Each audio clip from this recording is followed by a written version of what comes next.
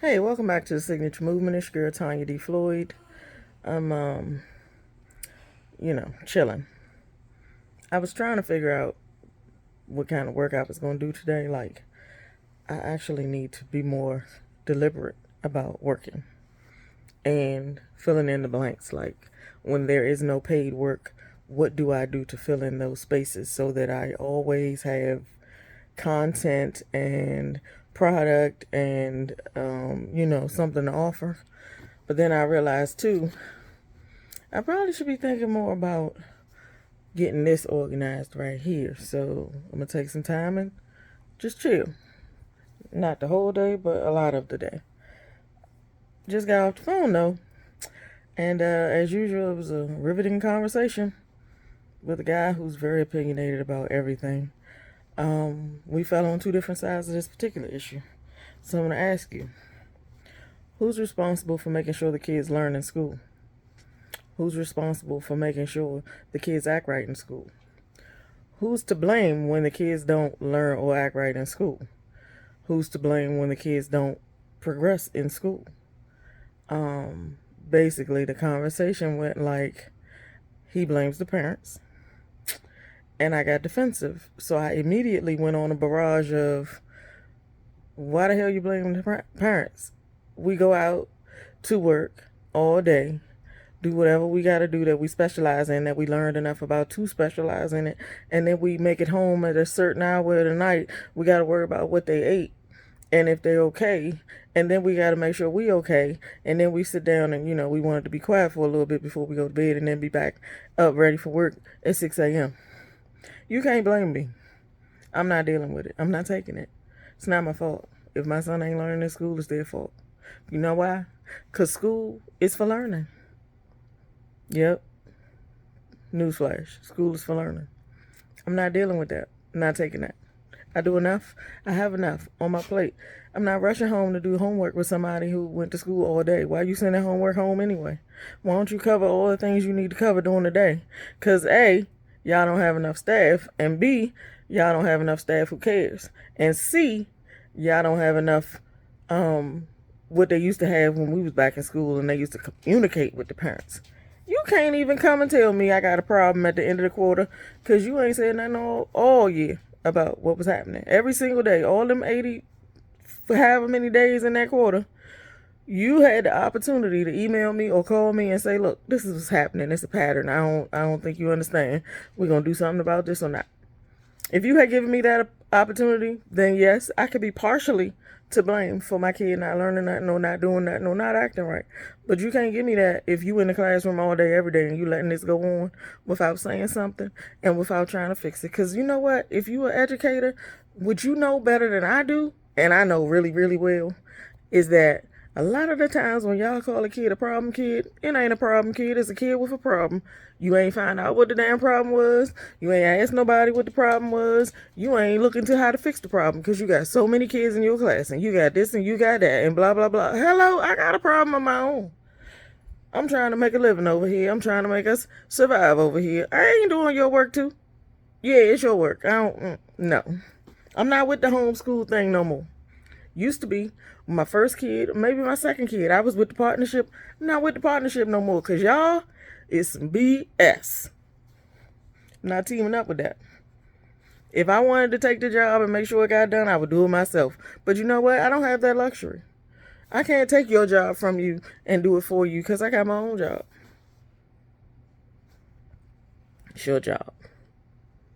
Teachers quitting in record numbers. But it ain't because they don't want to teach. It's because they don't want to teach under those conditions.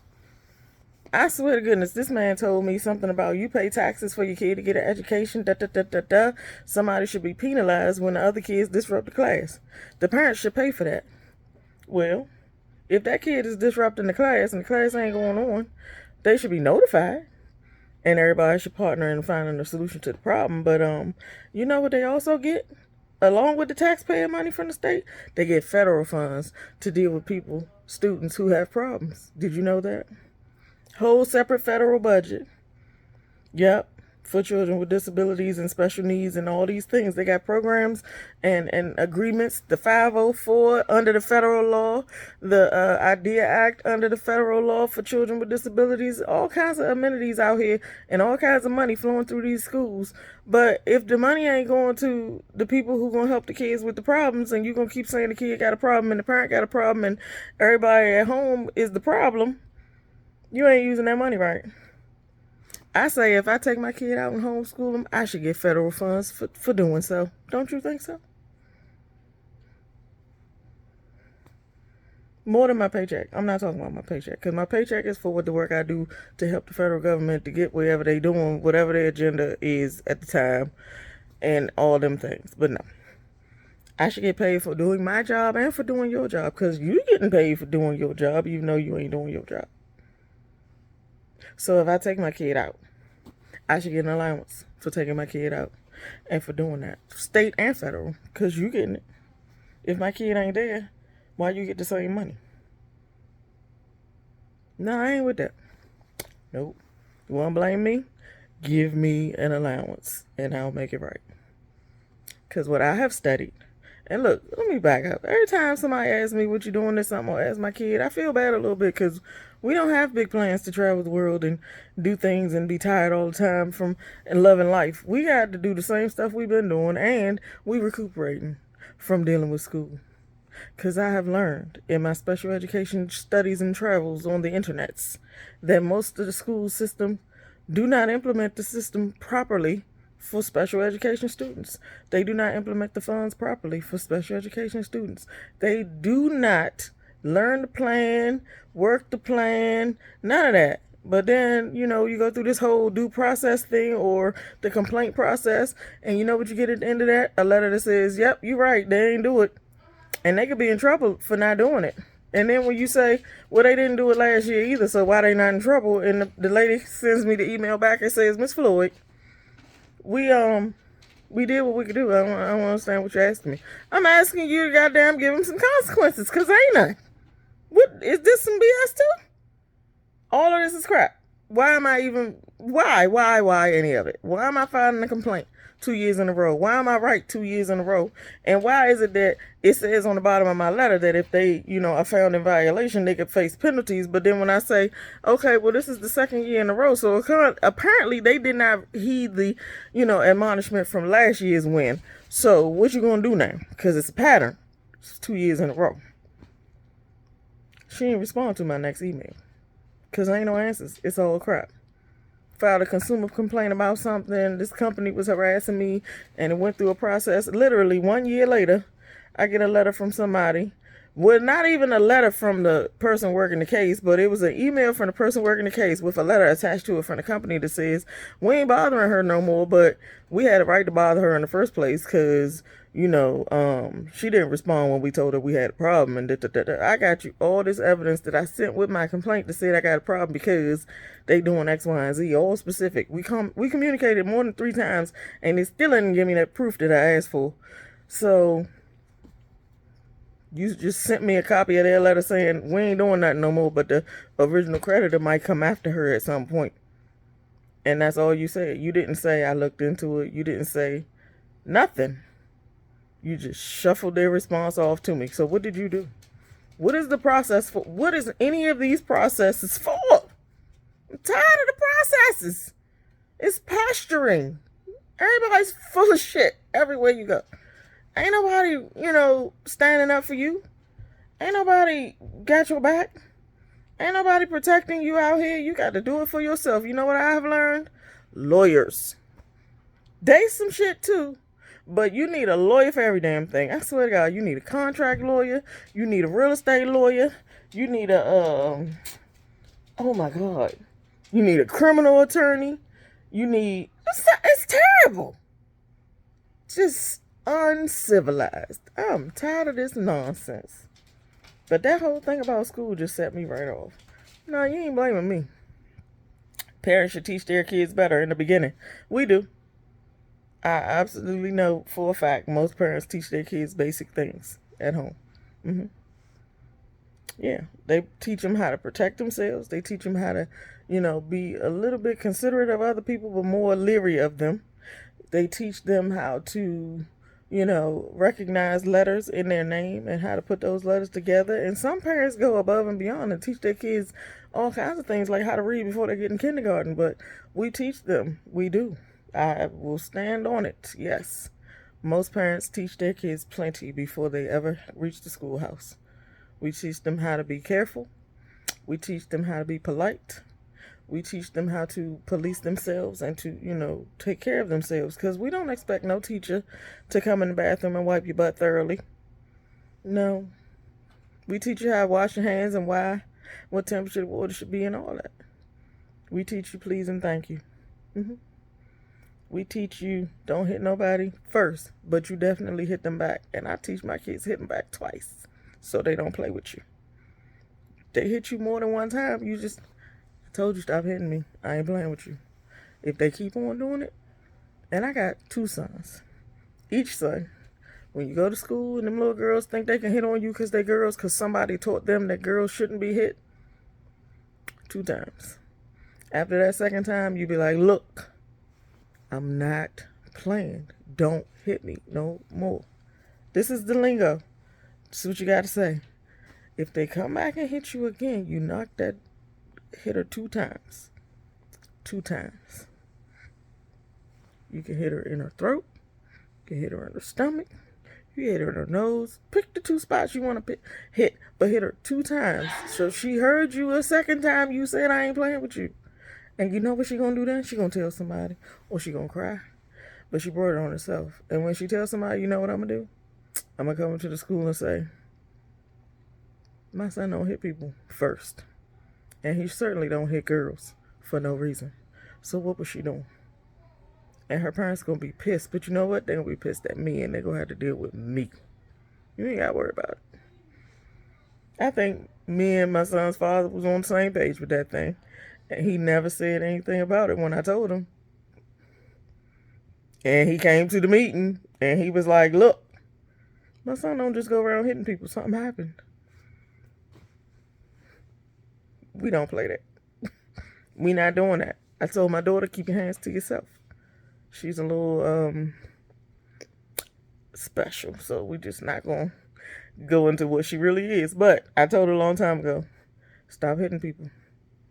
Yes, she started out hitting people in daycare. Stop hitting people. Don't hit boys and think they're not going to hit you back. They will hit you back. It's going to hurt. We went through all that. Don't hit boys. They think it's an excuse sometimes. And most of the time, if you hit them, you really didn't have a right to hit them. You should have just said something to somebody about this boy bothering you. It's different for girls. Just don't hit nobody. I told her that. So anyway, we teach our kids things when they go to school. Depending on what kind of household you come from, you might get different lessons and different intensity. But you're not going to tell me because my kid failed your class that it's my fault. No, it's your fault. You need to take some accountability because your job is literally to go into that class and make change in those students' lives, to make education your priority.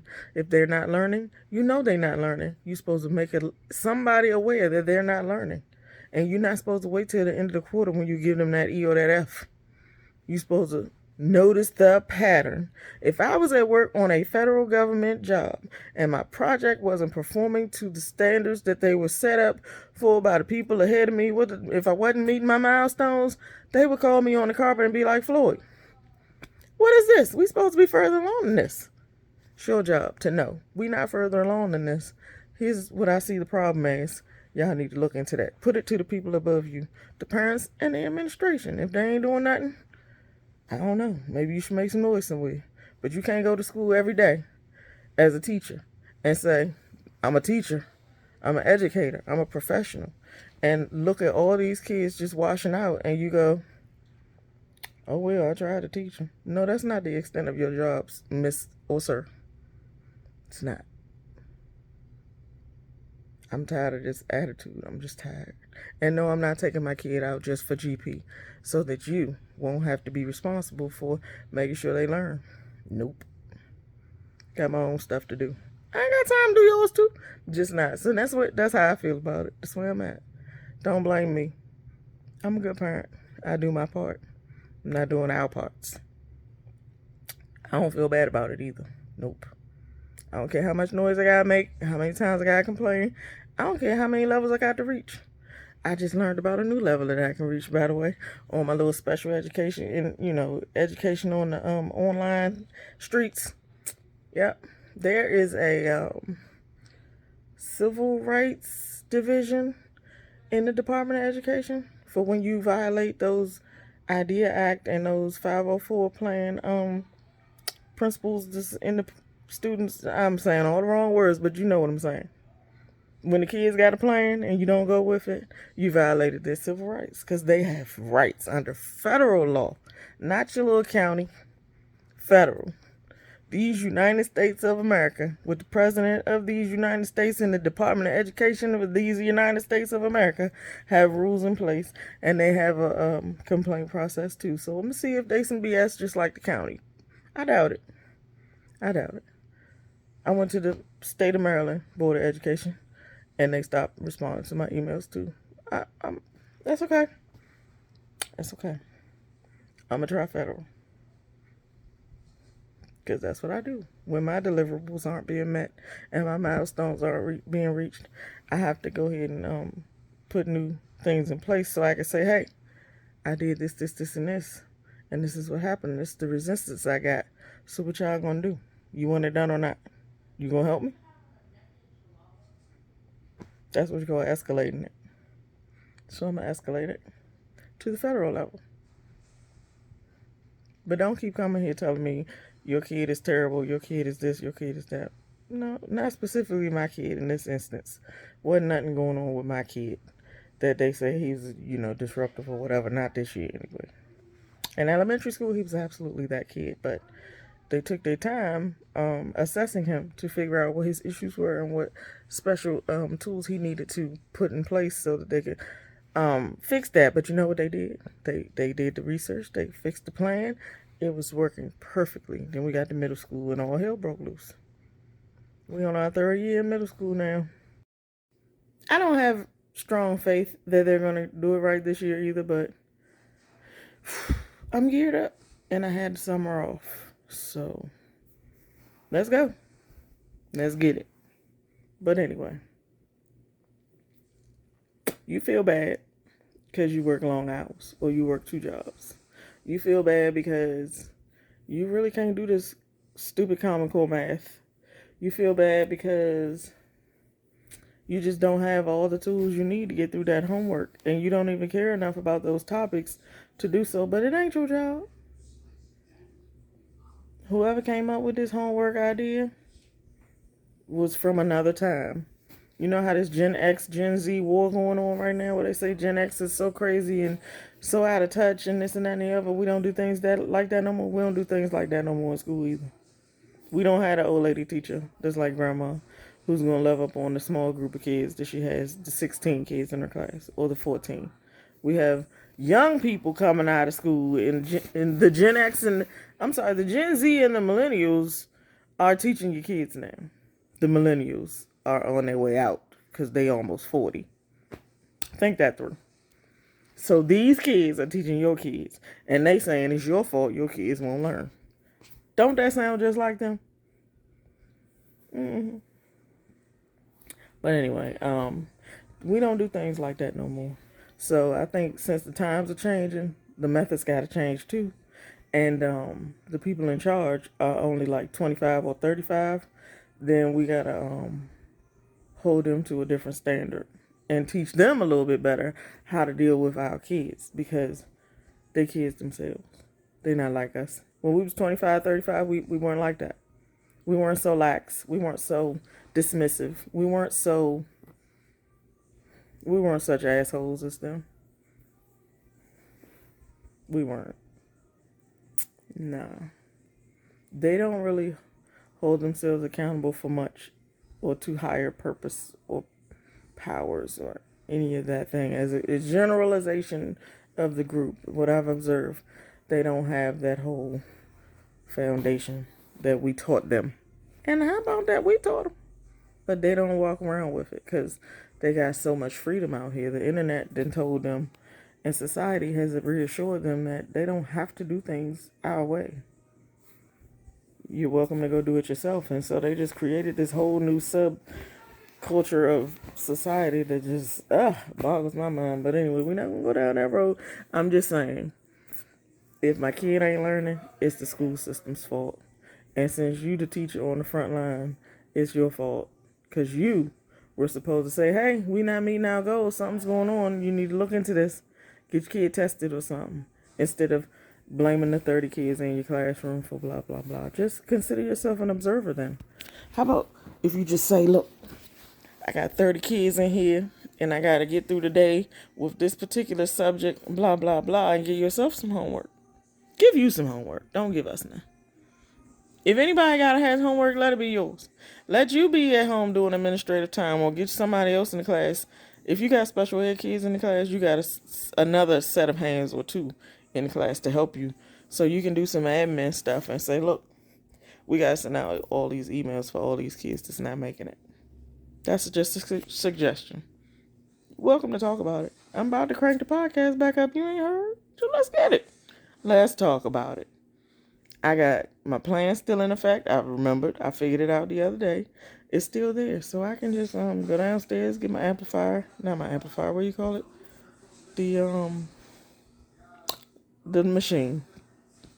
I can't even think of the name of the thing. But whatever the machine is that I use, and I hook up to my laptop, and I do my podcast with my microphone. I love my pink microphone or my sparkly microphone. I'm ready to get it. Let's go. Let's talk about it.